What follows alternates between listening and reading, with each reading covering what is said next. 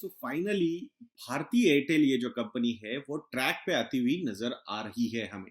उसके पीछे के रीजंस क्या है इस वीडियो में आपको पता चलेंगे। बट वीडियो शुरू करने से पहले आप भारतीय एयरटेल में इन्वेस्टेड हो या नहीं हो ये कमेंट सेक्शन में जरूर लिखिएगा दोस्तों।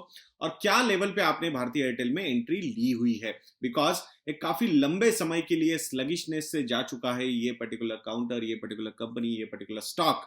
तो और बहुत सारे लोगों का पेशेंस इसमें खत्म हो चुका है और रिसेंटली थोड़ी अच्छी चीजें होती हुई नजर आ रही थी, बट फिर बाद में ये जो इशू आया, एजीआर ड्यूज का इशू आया, उसके चक्कर में वापस स्टॉक ने थोड़ा सा बीटिंग लिया एंड देन 400 रुपए पे थोड़ा सा अच्छा सपोर्ट मिला स्टॉक को and now again stock is going up. तो इसके पीछे के रीजंस क्या है ये भी इसमें डिस्कस करेंगे और Q2 FY21 के रिजल्ट्स कैसे आए मोटा मोटा तौर पे हम वहां पे वो भी डिस्कशंस आप लोगों के सामने लेके आते हैं।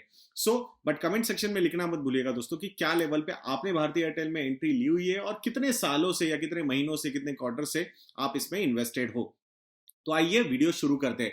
पहले कुछ रीजन समझते हैं कि अभी ये जो रिसेंट रैली हमने देखी है भारतीय एयरटेल में, आज ही मतलब अगर आप ये वीडियो देख रहे हो तो सुबह 8-9% से वो स्टॉक ऊपर था, बट बाद में थोड़ा सा सेटल होता हुआ नजर आ रहा है 4-5% पे। तो इसके पीछे के रीजंस क्या क्या है?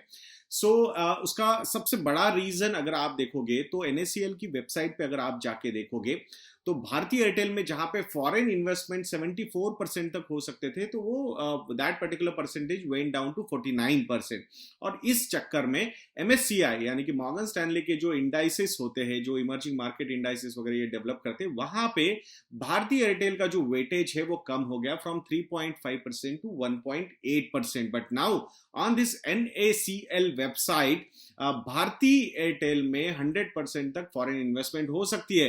तो अभी जब भी नेक्स्ट टाइम भारतीय एयरटेल का वेटेज चेंज होगा MSCI इंडेक्स में, तो वहां पे this particular percentage can go up to around 5.4% also. So ये एक बहुत बड़ा बूस्ट होगा। देखो MSCI इंडाइसेस को फॉलो करने में मोर देन $10 बिलियन के फंड्स है जो एक्टिवली फॉलो करते हैं या फिर पैसिवली फॉलो करते हैं उस इंडेक्स को।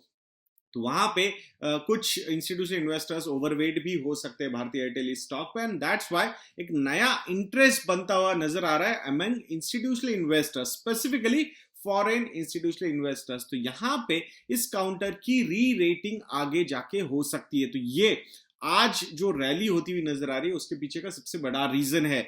दूसरा रीजन है कि भाई उनके जो रिजल्ट्स आए, तो रिजल्ट्स में एवरेज रेवेन्यू पर यूजर की अगर हम बात करते हैं तो वो एवरेज रेवेन्यू पर यूजर अराउंड 162 रुपीज पर यूजर पर मंथ के लेवल तक जा चुका है। और ये increase without hiking any tariff अगर आती हुई नजर आ रही है, सो दिस शोज की एडिशनल बिजनेस या फिर जो एग्जिस्टिंग कस्टमर्स है कंपनी के, they are trying to upgrade themselves, वहां पे यूसेज अच्छी तरीके से बढ़ता हुआ नजर आ रहा है। डेफिनेटली उसकी डिटेल्स हम इसी वीडियो में आप लोगों के साथ शेयर भी करेंगे। तो ये दो सबसे बड़े रीजन है क्यों आज स्टॉक ऊपर है।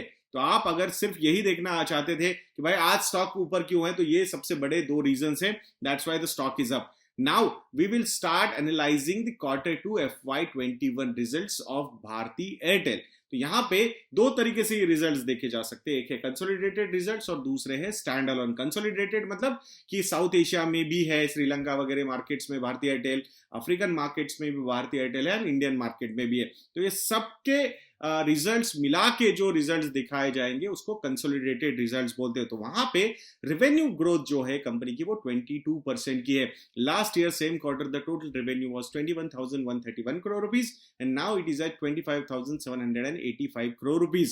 एबिटा ये जो होता है earnings before interest, tax, depreciation and amortisation, जब भी आप किसी कैपिटल इंटेंसिव इंडस्ट्री को एनालाइज करोगे या फिर उस इंडस्ट्री के किसी स्टॉक को एनालाइज करोगे, तो ये नंबर देखना बहुत इंपॉर्टेंट होता है, बिकॉज यहाँ पे अच्छा खासा पैसा लगता है। तो वहां डिप्रिसिएशन हो, फिर बड़े बड़े अगर आपको कैपिटल लग रहा है उसमें, मतलब जैसे अभी ये जो बिजनेस है टॉवर्स वगैरह सेट करने हैं या फिर 2G, 3G, 4G, 5G के स्पेक्ट्रम बाय करने हैं, तो वहां पे पैसा तो अच्छा खासा लगेगा। तो कैपिटल इंटेंसिव इंडस्ट्री है तो डेफिनेटली वहां पे लोन्स भी ले जाएंगे। दैट्स व्हाई इंटरेस्ट भी देखना उतना ही इंपॉर्टेंट है कि भाई कितना इंटरेस्ट आउटगो है, कितना डिप्रिसिएशन होता है एसेट्स पे। तो ये सारी चीजें देखना बहुत जरूरी है। यहाँ पे एबिटा ये जो नंबर है वो 32.6% से बढ़ा है year on year, from 8,936 crore rupees to 11,814 48 crore rupees, so 32.6%. तो यहाँ पे एबिटा मार्जिन्स अगर आप देखोगे तो ये भी बहुत जबरदस्त नंबर्स हमारे सामने आते हैं. EBITDA margins are at 46% in this quarter. Last year same quarter it was at 42.3%. तो यहाँ पे 3.7% से एक्सपांशन हुआ है एबिटा मार्जिन में, which is phenomenal. Earnings before interest and tax, EBIT की अगर हम नंबर देखते हैं तो 4,412 करोड़ रुपीस का ये नंबर है. Last year same quarter it was at 1,993 crore rupees. So 121% से ये एबिट इंप्रूव हुआ है. एबिट मार्जिन्स की अगर हम बात करते हैं तो from 9.4% to 17.1%. I think this is a phenomenal growth. 7.7% का मार्जिन एक्सपांशन एबिट में यहां होता हुआ नजर आ रहा है. प्रॉफिट बिफोर टैक्स के अगर हम नंबर देखते हैं तो 567 करोड़ का ये नंबर है. ये क्यों कमाया है? Because there is a lot of depreciation which the company has claimed, and that's why tax saving के हिसाब से भी यहाँ पे एक अच्छा ऑप्शन अवेलेबल हो गया है. So profit before tax is around 518 crore rupees. और फिर उन्होंने जो डिफर्ड टैक्सेस वगैरह थे उसका बेनिफिट्स वगैरह लेके एक्चुअली नेट प्रॉफिट यहाँ पे निगेटिव यानी कि लॉसेस में उन्होंने 763 करोड़ रुपीस का लॉस दिया है. बट अगर आप operating cash flow, free cash flow देखोगे so which is very positive, more than I think 5,000 crore rupees तक का ये नंबर है. एंड दिस शोज कि कंपनी अभी वापस अपनी स्ट्रेंथ की तरफ जाती हुई नजर आ रही है. जो कैपिटल एक्सपेंडिचर कंपनी को करना है वो अच्छी तरीके से उन्होंने किया है. आने वाले समय में भी वो करना ही पड़ेगा. But I think the worst is over. Looks like the worst is over for this company because they have taken care of all those payments वगैरह. वो जो भी करने हैं उसके जो सेटअप किया है उन्होंने, जो उनको 10 साल मिले तो वो भी एक बहुत बड़ा benefit at the rate of 8% वो पे करने वाले हैं. तो वहाँ पे भी एक बहुत बड़ा बेनिफिट कंपनी को होता हुआ नजर आ रहा है. सो आई थिंक अगर ये सारी चीजें आप देखोगे सो लुक्स लाइक कि आने वाले क्वार्टर्स काफी अच्छे हो सकते हैं कंपनी के लिए. टोटल रेवेन्यूज की अगर हम बात करेंगे तो steadily from June 2019 20,738 crore rupees का टोटल रेवेन्यू था consolidated. It is up to now 25,785 crore rupees. और जो एबिटा मार्जिन्स है from 41% to 46% in last 6 quarters. I think this is phenomenal growth for the company. We understand उन्होंने tariff hikes वगैरह लिए हैं, but अभी लास्ट क्वार्टर से जो इम्प्रूवमेंट हुए हैं 2 क्वार्टर से, I think without hiking any tariff ये मार्जिन इंप्रूवमेंट्स नजर आ रहे हैं कंपनी के. तो मुझे लगता है कि काफी अच्छा ये मार्जिन एक्सपांशन रहेगा और आने वाले समय में प्रॉफिटेबिलिटी के हिसाब से बहुत बढ़िया चीजें हो सकती है. कैपिटल एक्सपेंडिचर की अगर हम बात करेंगे तो कैपेक्स जो रहा कंपनी का इस क्वार्टर में वो था 6,791 crore rupees. Last year same quarter में it was at 3,790 crore rupees. वहां पे 79% से ये कैपेक्स इंप्रूव होता हुआ नजर आ रहा है. अगर ऑपरेटिंग फ्री कैश फ्लो की बात करते हैं तो EBITDA minus capital expenditure is at 5,058 crore rupees. तो लास्ट ईयर के कंपैरिजन में यहाँ पे ये 2% से गिरा है operating free cash flow, but the capex has increased by 79%. so this shows कि जो एबिटा है वो काफी अच्छी तरीके से ग्रो हुआ है. अगर टॉवर्स का नेटवर्क हम देखते हैं, लास्ट ईयर 2.1 लाख टॉवर्स थे, अभी 2.28 लाख टॉवर्स है. क्वार्टर 1 FY21 में ये अराउंड 2.22 लाख टॉवर्स थे. तो वहां पे भी एक अच्छी तरीके से ग्रोथ आती हुई नजर आ रही है और ये रिक्वायर्ड भी है. Because the way we are seeing the migration from Vodafone Idea to इधर जियो और एयरटेल, तो वहां पे आपको अच्छा नेटवर्क रखना ही पड़ेगा. डिमांड और ज्यादा बढ़ने वाली है फॉर द डेटा और वॉइस कंजम्पशन, तो उसके हिसाब से आपको आपका इंफ्रास्ट्रक्चर अच्छा रखना ही पड़ेगा.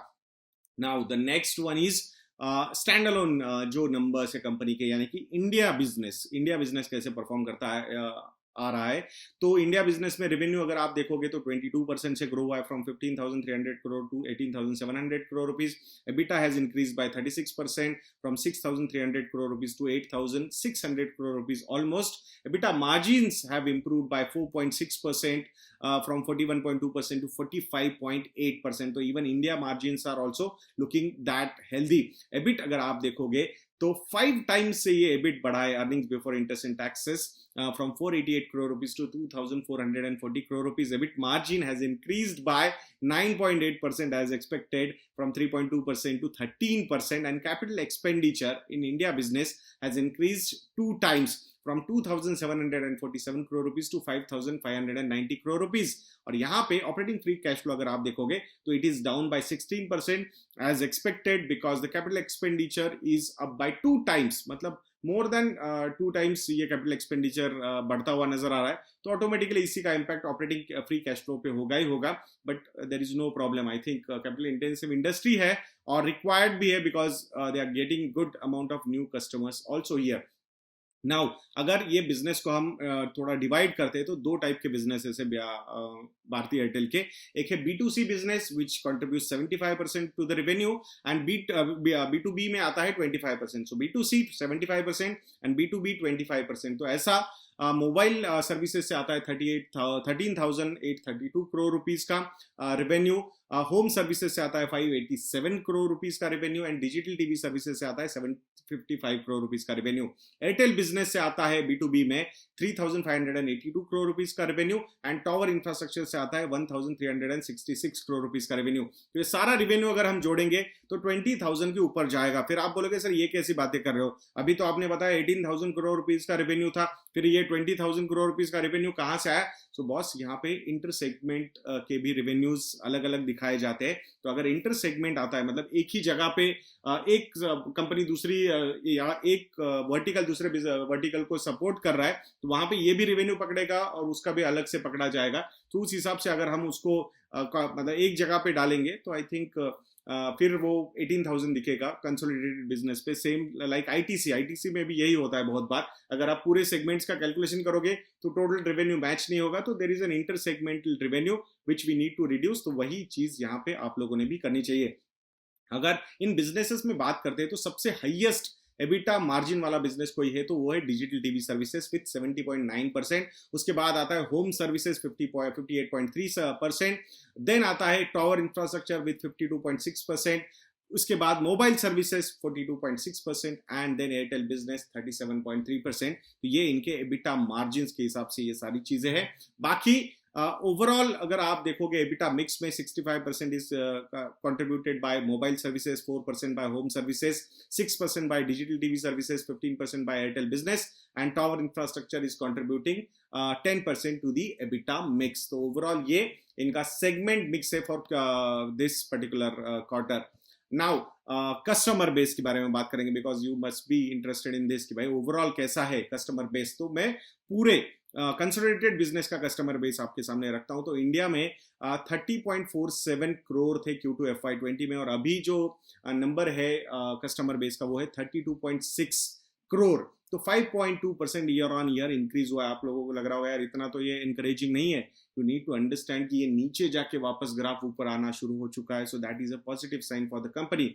सो 5.2% की ईयर ऑन ईयर ग्रोथ है. Quarter on quarter it is up by 4.9%. तो ये क्वार्टर में काफी अच्छा ग्रोथ कस्टमर बेस में नजर आया है. साउथ एशिया में अगर आप देखोगे from 28.4 lakhs to 28.65 lakh year on year, it is up by 0.9%, not very encouraging. Africa business अगर आप देखोगे तो year on year it has increase from 10.39 crore to 11.63 crore. So 12% से ये ऊपर है year on year, and quarter on quarter also it is up by 4.4%. So total customer base अगर हम देखेंगे कंपनी का तो वो लास्ट ईयर सेम क्वार्टर में 41.14 करोड़ था और अभी ये 43.98 करोड़ है. तो year on year it has increased by 6.9%. So customer base भी इंक्रीज हो रहा है एंड योर एवरेज रेवेन्यू पर user is also increasing. So this is a very very positive sign for the company. So India business is around 73%, 26% is Africa business, and 1% is South Asia business है इस company के लिए. चलो अभी quarter wise कुछ और ज्यादा detail में एनालाइज अगर हम करेंगे इन नंबर्स को तो क्या सामने आता है वो देखते हैं. Specifically mobile services in India which is the biggest contributor. EBITDA mix में हमने देखा है 65% of the EBITDA has been contributed by this one segment. So customer subscriber base जो है लास्ट ईयर सेम क्वार्टर में 27.94 करोड़ था और अभी ये 29.37 करोड़ हुआ है. लास्ट क्वार्टर में इट वाज एट 27.98 करोड़. तो इसका मतलब ये है कि इस पर्टिकुलर क्वार्टर में 1.38 करोड़ नए सब्सक्राइबर्स ऐड किए हैं भारतीय एयरटेल ने, और ये बहुत बड़ा एनकरेजमेंट है भारतीय एयरटेल के लिए. कल ही mister Gaurav Jain who is the CEO of यदन्या, उन्होंने वोडाफोन से फाइनली एयरटेल में शिफ्ट किया है. सो और वो परेशान होके कर दिया उन्होंने. So I think lot of people जो, और वो कहते हैं हमेशा कि I would have been last customer यार, कि मतलब मुझे इतना इनर्शिया आता था चेंज करने का, and he has also done that. So that is one thing. आप एक क्यूरियोसिटी मतलब ये हम देख सकते हैं, कमेंट सेक्शन में लिखिएगा कि आपने सही में वोडाफोन से एयरटेल में शिफ्ट किया या फिर किसी और कंपनी से एयरटेल में शिफ्ट किया है या नहीं किया है, ये भी आप कमेंट सेक्शन में बता सकते हो। Prepaid as a percentage of total base अगर आप देखोगे तो 94.8% है, which is as per the industry, मुझे नहीं लगता वहां पे कोई ज्यादा चेंजेस है। Now this is the biggest gain for the company, which is average revenue पर यूजर, ARPU पर मंथ। अगर आप देखोगे तो 162 रुपीज पर मंथ है एवरेज रेवेन्यू पर यूजर। लास्ट क्वार्टर में 157 रुपीज था, तो 5 रुपीज से इंक्रीज हुआ है without hiking a single rupee. मतलब ऐसा कोई चेंजेस, टैरिफ में चेंजेस नहीं किए उन्होंने, और नए कस्टमर्स भी यहाँ पे ऐड हो रहे। I think that is phenomenal. Revenue per tower per month अगर आप देखोगे so which is 2.33 lakh.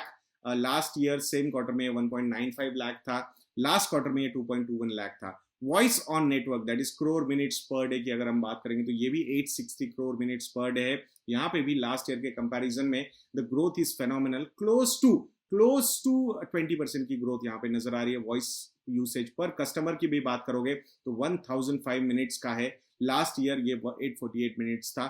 Data customer base अगर आप देखोगे तो ये इंक्रीज हो रहा है। लास्ट ईयर सेम क्वार्टर में 12.42 करोड़ सब्सक्राइबर्स थे तो जो डेटा कस्टमर बेस के थे, और इस बार 16.22 करोड़ है, तो ये नंबर कंटिन्यूअसली इंक्रीज होता हुआ नजर आ रहा है। इवन लास्ट क्वार्टर में this number was at 14.91 crore, तो वहां से भी ये मोर देन 1.3 करोड़ से बढ़ता हुआ नजर आ रहा है, which is very positive. 4G customers as a percentage of data customer base is 55.2%, और ये एक आदत है, ये मतलब एडिक्शन है data usage. I think it will keep on growing only. I don't think there should be any problem for the company.